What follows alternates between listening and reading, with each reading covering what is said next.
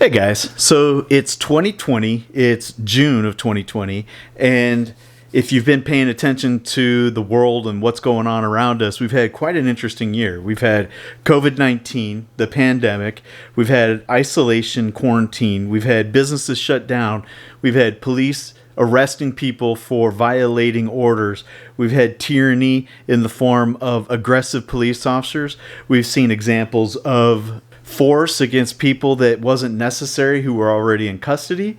Out of that, we've seen riots and arson and just mob rule taking over. We see our politicians bending the knee at every turn.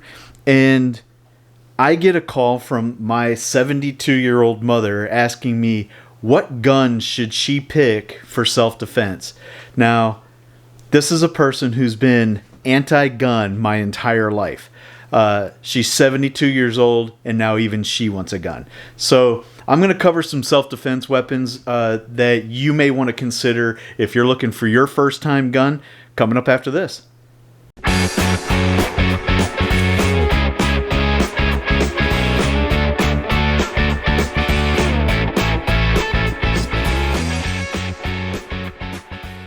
All right, guys, I'm back. So, like I said, my mom, 72 years old, been anti-gun her entire life, and she's a Democrat, I know, and she's the chair of the county that she's in, and she's been getting threats, and she's taking them seriously. So, 72 years old, arthritis, can barely walk, gray hair, she wants to get a gun, self-defense. So, what do you tell somebody when they call you and they're asking you, hey, what gun should I get for self-defense? Well, she comes out with buy a shotgun. Joe Biden. So, yeah, I wanted to cover, my mom, she doesn't have good grip strength. She's got arthritis, like I said. So, her having a shotgun is not necessarily appropriate. Let me move some of these out of the way. I'm going to cover several different firearms as fast as possible, but I wanted to start with the shotgun because if you're new to firearms, you may have felt like these are murder machines, or you've kind of been swept up in the propaganda around firearms, and you're looking for your first self-defense firearm.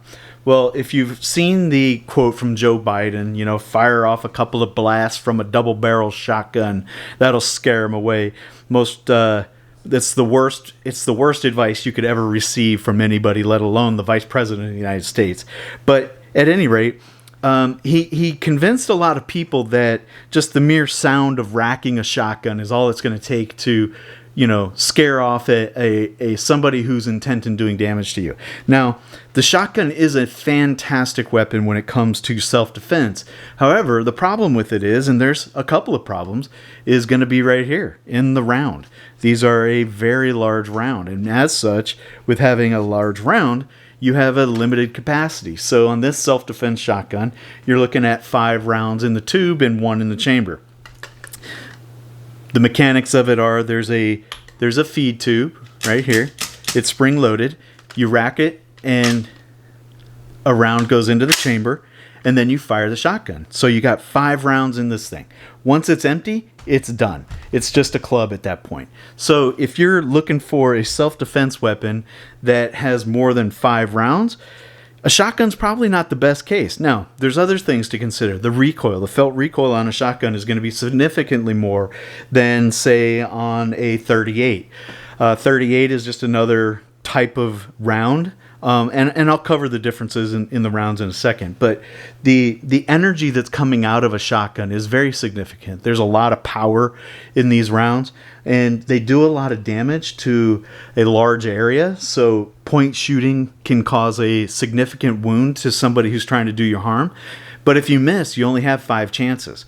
So once you have an empty shotgun, you have to then reload.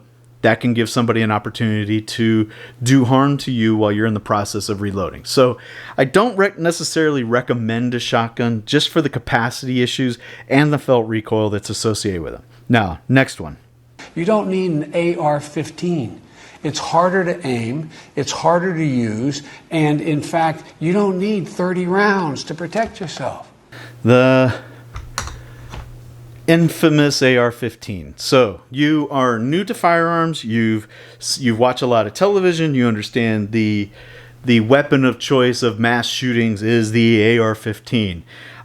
What they don't tell you, what the media doesn't tell you, is how often an AR-15 is used for self-defense purposes, and it's far more. And the effects and the reason for that I'll cover here in a second. But the AR-15 has a lot of pros. Now, it does have some cons, and again, I'll try to cover those as well. Now, starting off with AR-15, what do you get? Well, you get a rifle, right? So you're getting a larger weapon that you have to hold on to, you have to manage, you have to manipulate. So if you're an elderly person, somebody who has dexterity problems, maybe you've got some arthritis in your hands and it's harder to hold on to a firearm, this may not be the right choice for you. However, if you have good dexterity, you can manipulate things, this is a fantastic weapon.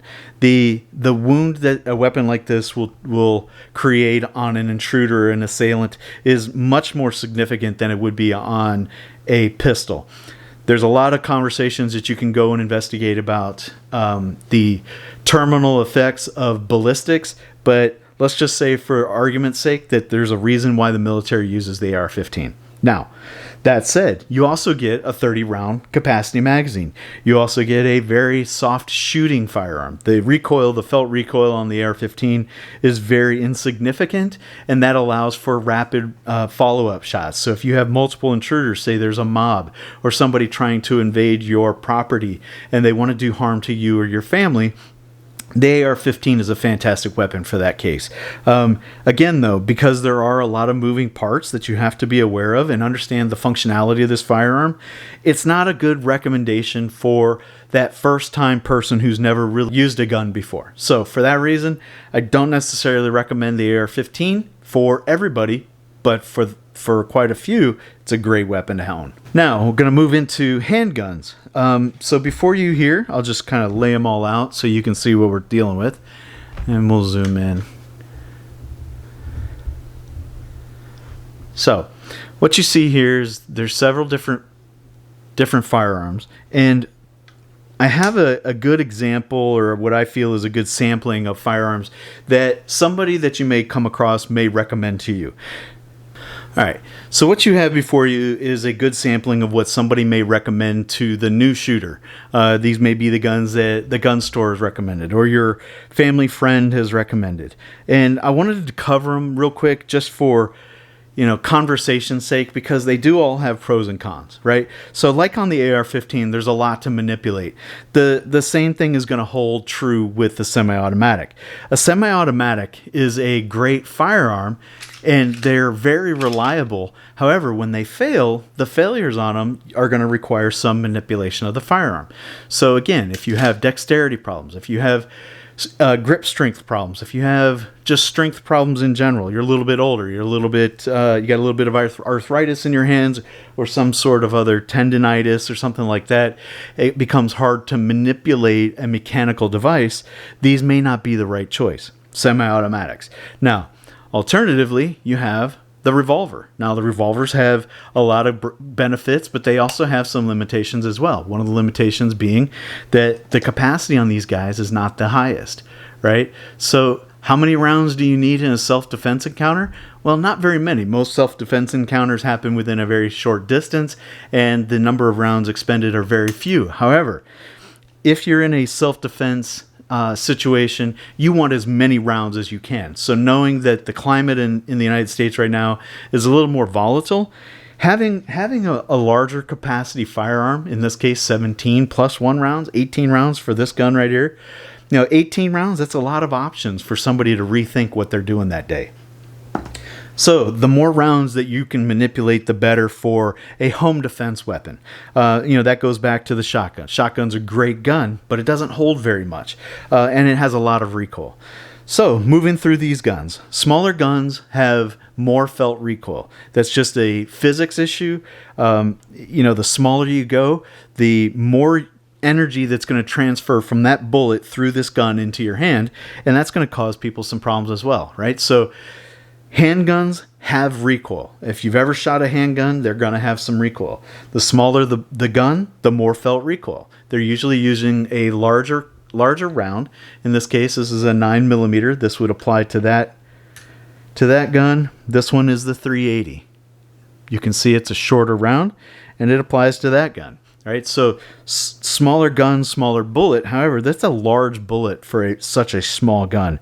If you look at the size of this gun, I mean, it is tiny, tiny compared to the other guns that are on the table. You know, just look at the 9mm sitting next to it, right? So this is also a 9mm, and you can see how much larger that gun is over this gun, right? Very significant difference in size. Now, unfortunately, all too often, women, and I'm talking to you now, women get recommended a smaller gun. It's, you know, great for small hand size. They want to conceal it easily. They wear tighter fitting clothing. You know, they have clothing issues that come into play if they decide to conceal carry this pistol.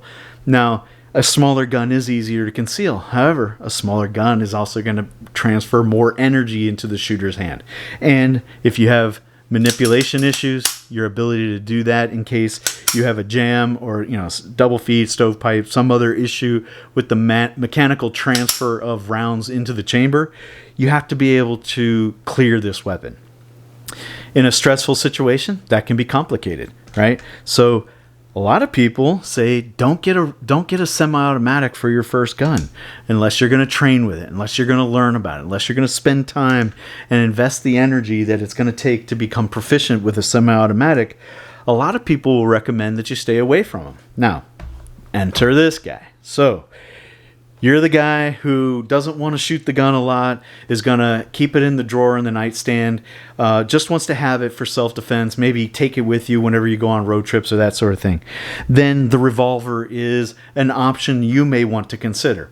Now, the revolver has a lot of different calibers. You're going to have everything from the 22 all the way up to the 50 or the 500 Magnum. Very, very, very large round. So who's going to want to take the revolver? Well, again, we've talked about dexterity, you know, manipulation, grip strength, that sort of thing. Well, the revolver can weigh a little bit, which is a good thing, because when you stick a round in there and you pull the trigger, you're not going to feel it. So this is a 357. It weighs a couple of pounds. And so when I shoot a 38 out of a 357, it's like shooting a 22, right? But it's a larger round. It's a 30 caliber round. So the wound channel that you're gonna put into somebody who's trying to hurt you is going to be a little bit larger than, say, shooting a 22 round. Now, the revolvers have some great functionality. However, they have some limitations as well. So I'm going to cover the functionality on these things. It's very simple. So you take this button and they'll all have some sort of mechanical manipulation device here on the left side. You push it forward in this case, and the revolver cylinder pops out. Now you can see this is a 7-shot 357/38, so it'll hold 7 rounds. That's a limiter, but it's better than some. Some only hold 5 rounds, some hold 6 rounds, and they can increase from that all the way up to 10 in some revolvers. So this is a 7 round. 7 rounds is a limiter, but it's better than some.